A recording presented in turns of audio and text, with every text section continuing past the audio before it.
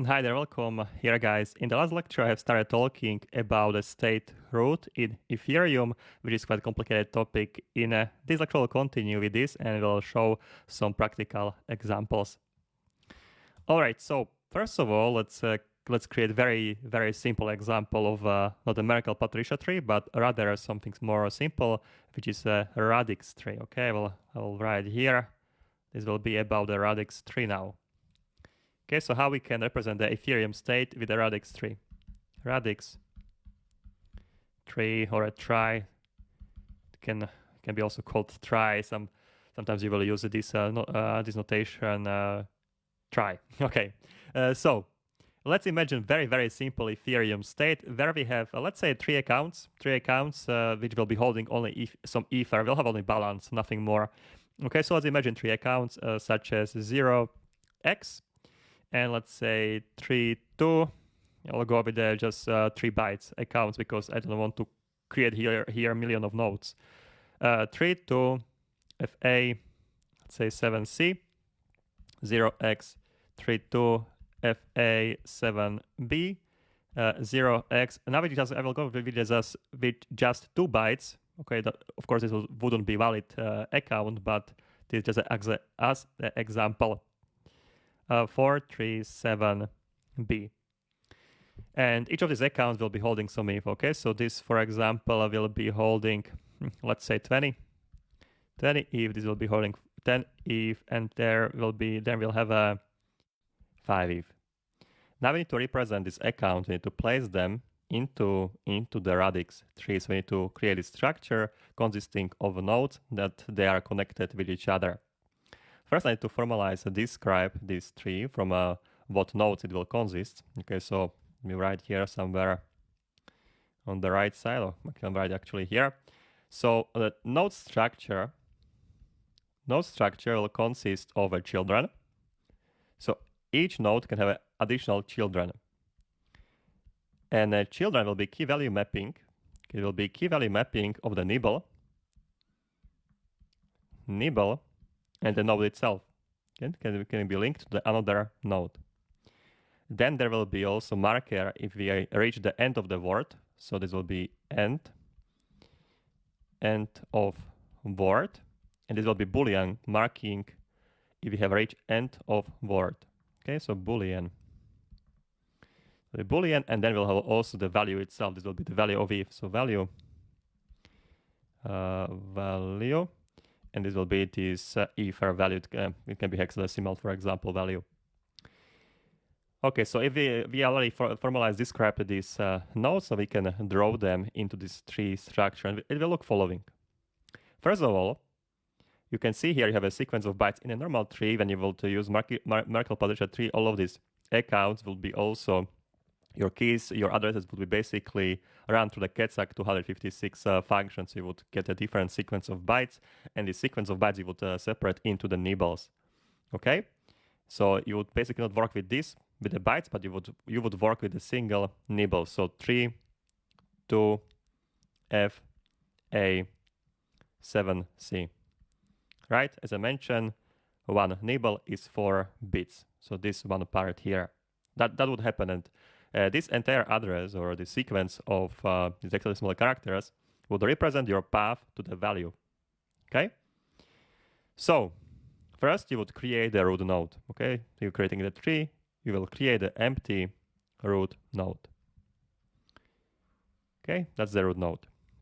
Now you will be following the path. Okay? So first you would like to insert this account 32 FA FC. As I mentioned, you will separate into the nibbles.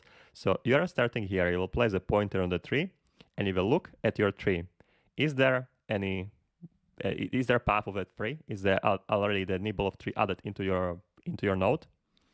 No, there is not. In the first node, we don't have any number tree. There is no nibble tree, so we'll insert the tree here, and consequently we'll create a new node. Okay, so we'll create immediately a new node as a children to this node. Okay, so we'll create a new node like this.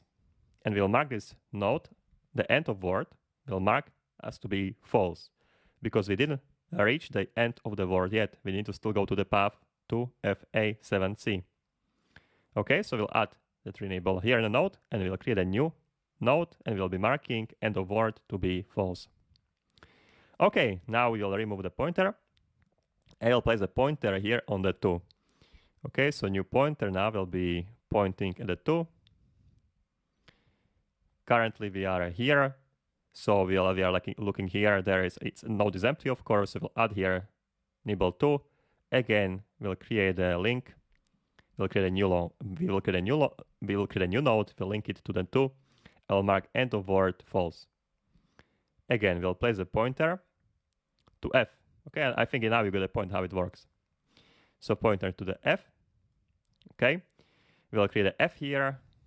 We'll create a new empty node, and we'll mark there end of word to be false. Now we are going with the a. We'll insert the a here. We'll create a link to we'll create a new empty node. We'll link it, and we'll mark end of word to be false. Now we have here now 7. So we are going with a 7. We'll add here a 7. Create a new node. All right, mark it as a false, end of word. Now we have a last one, so C. Okay, so we'll insert a C. We have traversed the entire word, so we'll create a link here to the new node, and we'll mark end of word to be true. We have reached the word, so that's the entire path. That's the entire path to our account value. Okay, and now we can place here this 20 ether. Okay, so that's the first branch of the tree. Usually end of the branch you call the leaf, where you basically also keeping the value. Okay, so that's how it would look like in very, very simple case in the radix tree.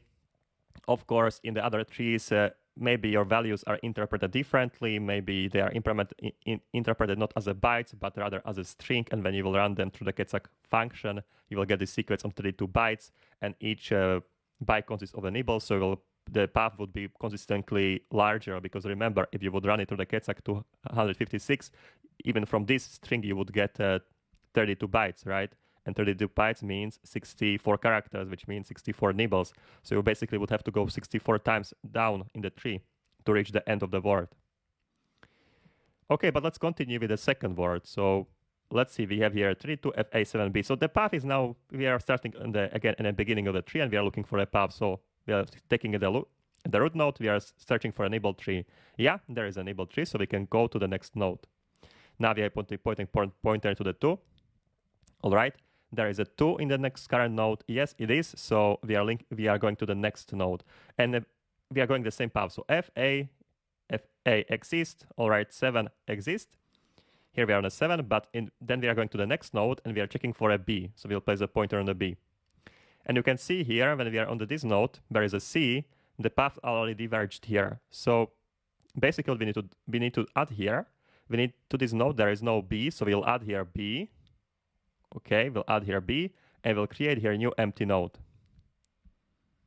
Okay, since this is the end of the word, because that was the last nibble there, we'll add the value of ether 10 there, and we'll add here also end of word is true. Okay, and now similarly, we are going again from the beginning, we are adding the new entry into the tree. So 437B.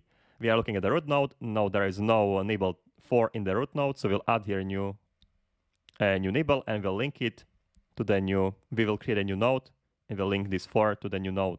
We'll mark the end of the word as the false. Now we are putting pointer to the tree. All right, and since this node we are pointing to currently, there is no tree, we'll add here a tree, and we'll create a new node. We'll mark the end of word as a false. Now we are on a 7, pointing pointer at 7. We will add here in the current node 7, because there is no 7, of course. We'll create a new node. All right, and we'll mark here end of word to be false. Perfect. Now we are placing the pointer at the B. In the current node, there is no B, so we'll place the B here. We'll create a new node. This is the end of words with this end of word, so we'll mark here true, end of word true, and we'll insert there 5 ether. Okay, so that's how your Ethereum state would look like if we would be using the radix tree. Also, as I was mentioning, there is some hashing going in the place when you are using Merkle-Patricia tree. So you're basically, we would use here hashing, and we would create one state root hash. We would have to decide how we will be hashing the nodes. So we would be hashing these two together, then these two with this one with this one, and we would hash the entire tree together, and we would create one state root hash. So if anybody outside of the block, outside of the miners, would try to change the structure, the database, that would be changing the entries, basically, he would create a different hash, and the hashes wouldn't be matching. So this would indicate that the operation is invalid or the state is invalid. So basically, that wouldn't be possible to change the state, because any change you will do in any single node will change the entire hash of this structure, of this tree structure. Of course, in the Ethereum, we are not using the Radix trees, but we are using Merkle-Patricia trees, but there will be a separate lecture about this as well. Also, keep in mind that when you are physically storing this data on the computer, your accounts are not stored as in a tree structure. For the storing of the data, usually there is a level DB. Okay, that's not very how we write it. Level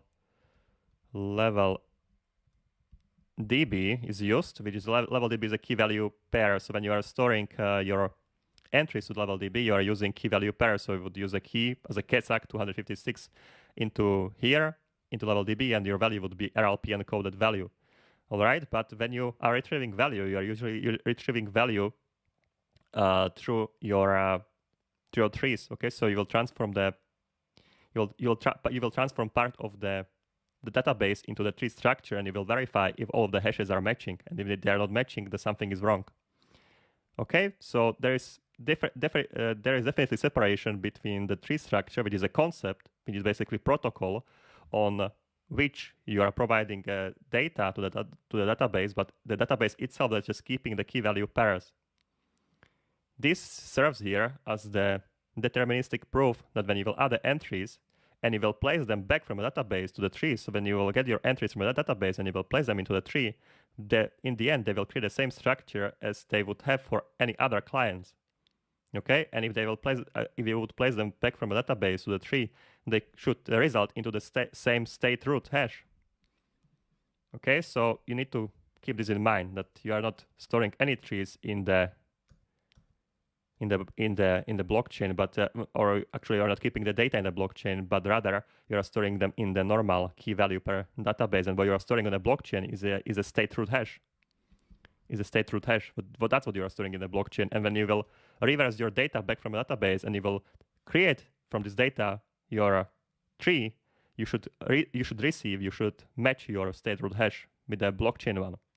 So that's the point of this, to define some protocol on how data are stored, and then you can compare it with the other clients, if they are following the same protocol, and they should follow the same protocol when they are on Ethereum. If any questions about this, I know these concepts are a little bit more complicated. You can, of course, ask. And in the next lecture, we'll continue, and I will show you implementation of Radix tree, very simple one. We'll go through this, and then we'll talk about the Merkle-Patricia trees. So guys, that's going to be it from this lecture, and see you in the next one.